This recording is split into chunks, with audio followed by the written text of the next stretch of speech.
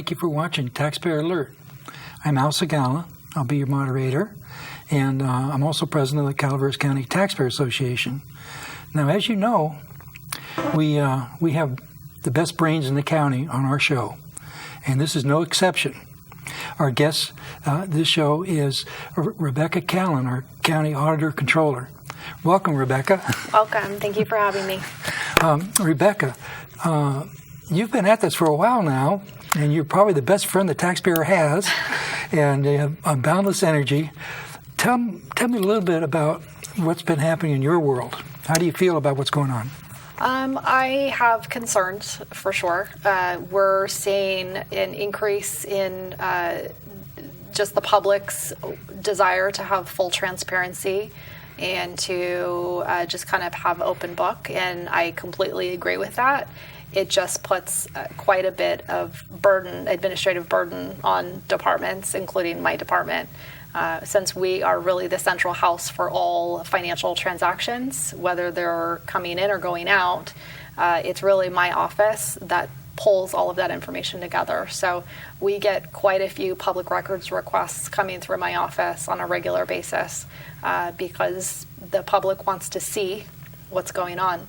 There's also that kind of more stringent level of oversight on grants. So the administration on grants is becoming more cumbersome.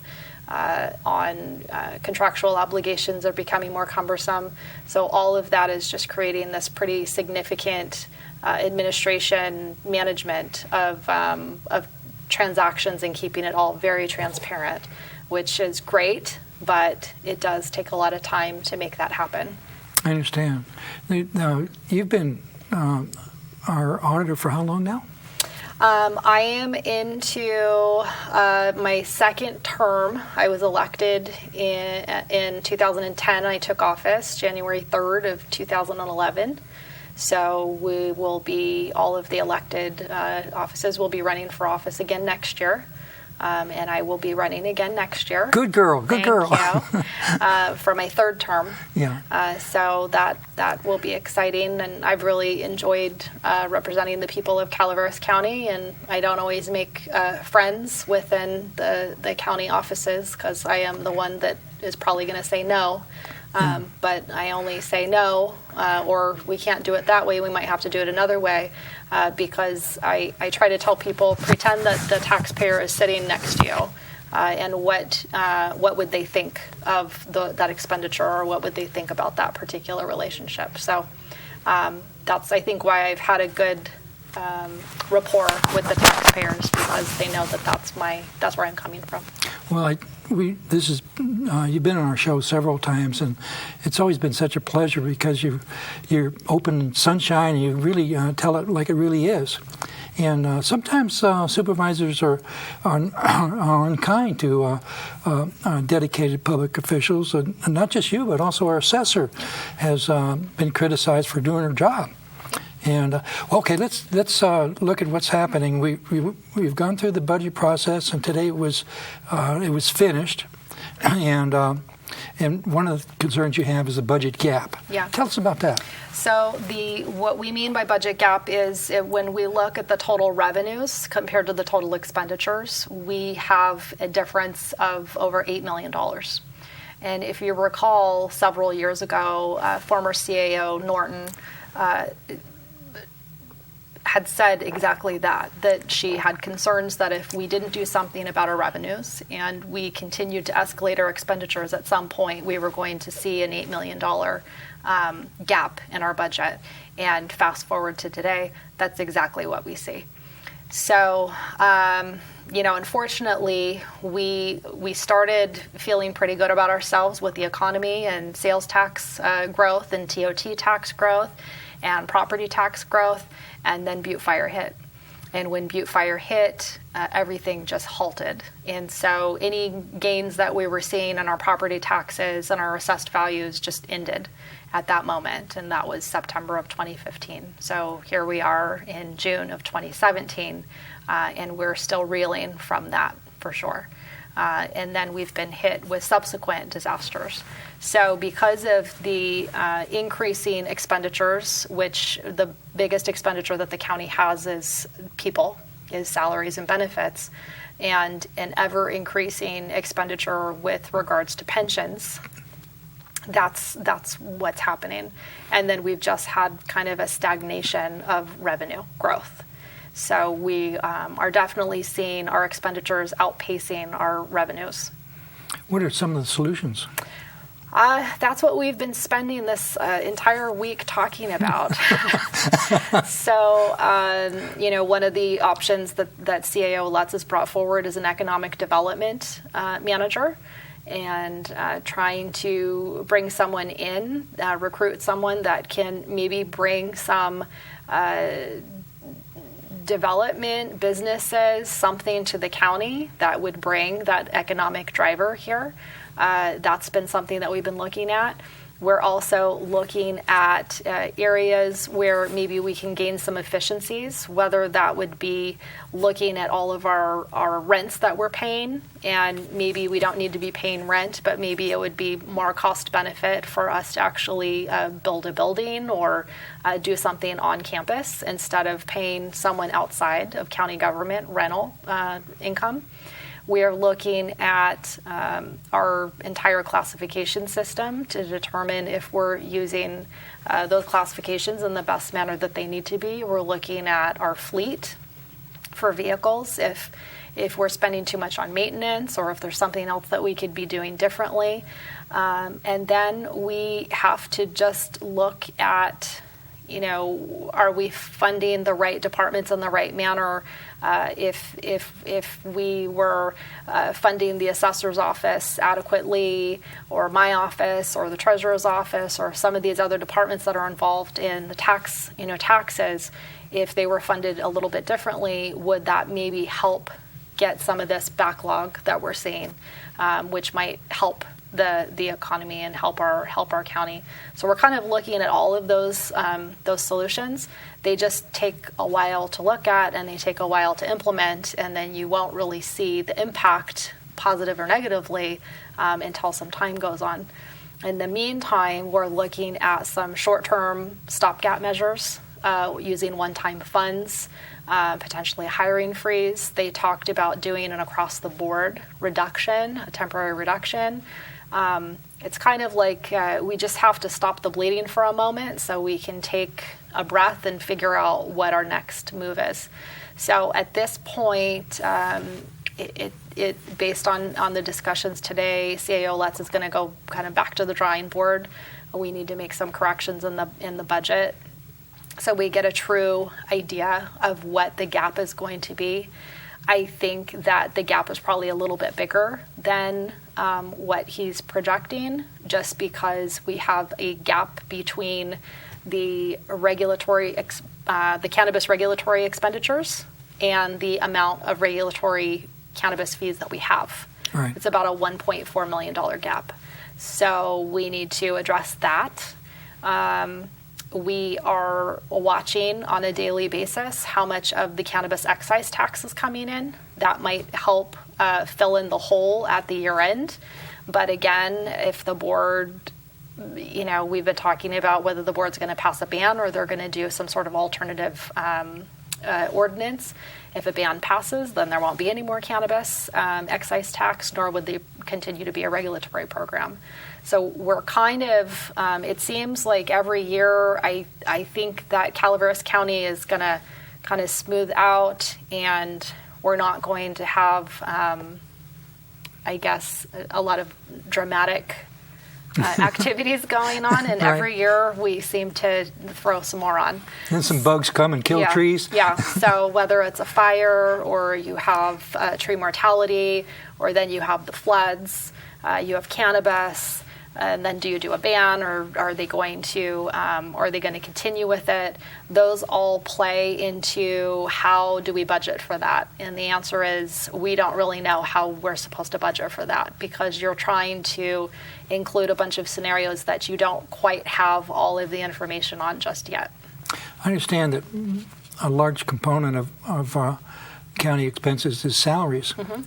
And it seems, at least the taxpayers think, that the county should set a salary that would attract and keep good people. And but not pay more than that. And it seems to make sense that the county should, when jobs are comparable to the private sector, compete with the private sector. In other words, don't pay much more than what would be competitive. And then when some jobs cannot be compared to the private sector, such as the sheriff and things like that, then you still have competition, but now you have competition with other communities. And it seems to make sense to make those salaries also competitive, because it'll prevent this costly turnover that's going on. Right. And our association is writing a memo to the Board of Supervisors recommending that they do just that. Yeah.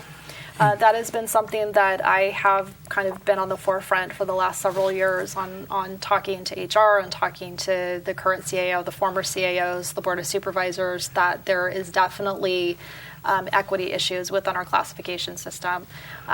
If you were listening to the board, or you've been watching some of the publications that have been out there, I got beat up because I actually asked for pay increases for my own staff and myself. Yeah. The reality is it's not in line with what other positions are getting paid in the county, and it's not in line with what these positions would be paid in other counties. Right. And so there definitely there's an equity issue that I think needs to be addressed. And I have union employees that work for me, and I have non-union employees that work for me. Right.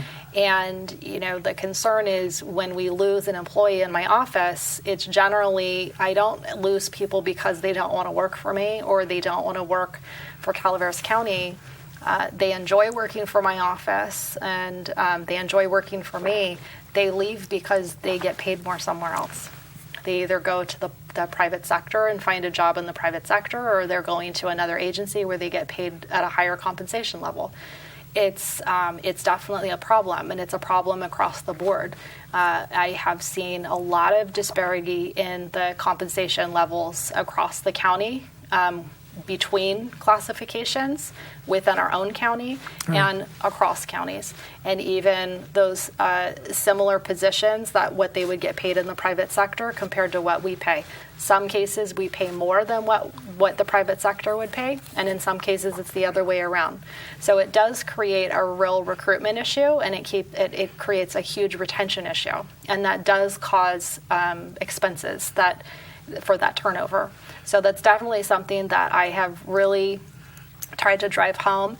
I think we are getting some traction on that. We have a CAO that recognizes that. We have an HR director that recognizes that. And I think our board is starting to recognize that. So it's just, how do you pay for it? And when you have a $8 million gap in your budget, and you're grappling with whether cannabis is going to continue or it's not going to continue, you have skyrocketing pension costs that are happening right now as we speak, and are going to, just about choke us within 5 years. What's the priority, and what do you do? And so, do you bite off small chunks and deal with it that way? Do you prioritize which areas you're going to address the compensation disparity first? Those are discussions that the CAO and HR and the board are going to have to grapple with, because there are obviously, we're not even talking about limited resources, we're negative resources. So it's definitely part of the problem, and trying to figure out those solutions is we're not entirely sure how to do that. I understand there's some communities that have different systems than the Calpair system. I understand the Calpair system is kind of a problem for us because of this unfunded liability feature. And is there any light at the end of the tunnel along those lines? Well, what I thought was important was I had gone to a conference recently in April with my association, the CalSACA conference, which is the California Association of Auditor Controllers. And there was a gentleman there that was an actuary, and he was talking about all of the changes that the CalPERS board has made since PEPRA was adopted. And what's PEPRA? PEPRA is the Pension Reform Act. Okay, so every time that board has met, they've made a change, and each one of those changes really is trying to address the funding of PERS. And more recently, it's really to address that unfunded liability that PERS is seeing, not just with counties, but all governmental agencies, including the state. Right. It's massive. Right. And so it's, what I've tried to communicate with the board is that the bill is coming. The bill is coming. Well, it's here. Right. So what I did was I sat down, I figured out what the increases were going to be based on the information that we had all been given at our conference with all of the changes in the actuaries for what the rates are going to be. And then I trended that out through, I think, 2021, the year 2021.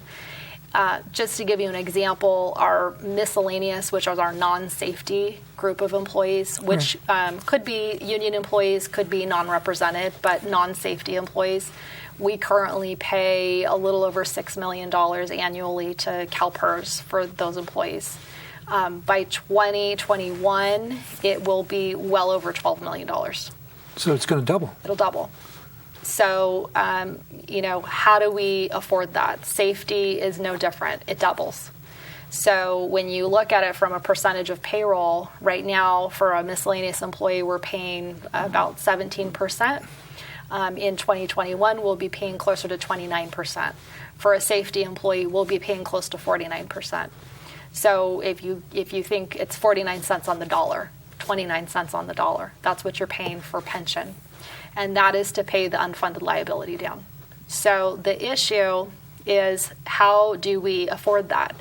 I've been talking with CAO Letts and the HR director that there are some mechanisms that municipalities can smooth that pension rate by putting money aside and investing it. And as long as you can get a higher rate of return than CalPERS can, then you're going in the right direction. The issue is you have to have money to put aside. Right. And we have an $8 million gap. So no money. We don't have any money. So again, it comes down to policy decisions by the board. So I did address that as part of this budget hearing, that the board does need to look at policy decisions on setting dollars aside as much as you don't want to, because there are all of these very pressing priorities. You are going to have to do that, because if you don't, you basically fall off of a cliff. Because you can't just pay $6 million 1 year and then $12 million in 2021. Right. That's massive. I mean, that's bankrupt the county. Basically, I'll be the only person in the auditor controller's office. Leslie will be the only one in the assessor's office. Barbara will be the only one in the tax collector's office.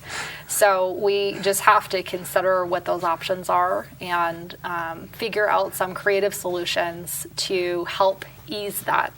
I know I've talked to you before about, is there a way that we can get out of CalPERS? Yeah. Well, it's kind of like, if you have a mortgage with Bank of America and you want to go to Wells Fargo, you have to pay the mortgage off to Bank of America before you go to Wells Fargo. So Right. It's the same thing. If you want to get out of CalPERS, you have to pay off your debt with CalPERS. As of June 30th, 2015, the miscellaneous unfunded liability was over $40 million. I don't have $40 million. Right. So at this point, we just have to work towards how we get that unfunded liability paid down in a manner that we can control the terms and that we can set money aside and kind of smooth that, so we can have just a more smooth landing instead of just taking those huge, payments.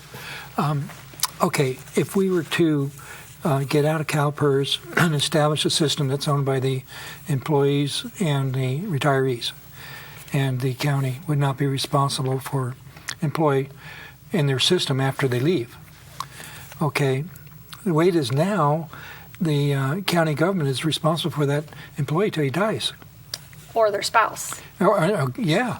Okay, so it'd be more equitable if it were similar to a private type program, retirement program. All right.